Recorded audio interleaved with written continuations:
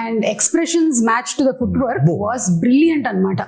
And పెద్ద ఎన్టీఆర్ గారి step ని తీసుకొని రావటం అది ఇంటెన్షనల్ గా కాదు అసలు, అది అందరు కనెక్ట్ అయిపోయారు అలా, కానీ బట్ ఇట్ వాస్ నెవర్ తాతగారిది ఇమిటేట్ చెయ్యాలనేది చేసింది కాదు. అది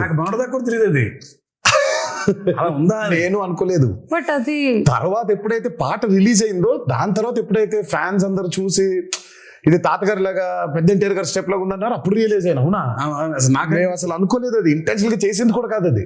అదే ఆయన ఏదో ఫీల్ అయ్యాడు, ఈ లోపల పెట్టుకోవాలి, ఇది ఇలా అనుకోవాలి, జుట్టు సవరించుకోవాలి, దీన్ని ఇలా లోపల పెట్టుకోవాలి అని ఆయన స్టైల్ గా ఫీల్ అయ్యాడు. ఇంకా అక్కడి నుంచి ఇలా వచ్చింది.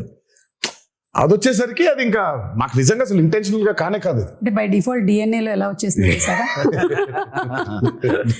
అంటే ఆ మూమెంట్ ని భలే ఎంజాయ్ చేశారు. అండ్ త్రూ అవుట్ ఆ సాంగ్ అంతా కూడా నాకు ఎప్పుడైతే ఆ మూమెంట్ చూపించారో నేను రాసి పెట్టుకోండి మాస్టర్జీ, నేను చెబుతూ కూడా ఈ పాట చాలా చొక్కాలు చిరిగిపోతాయని. చాలా అంటే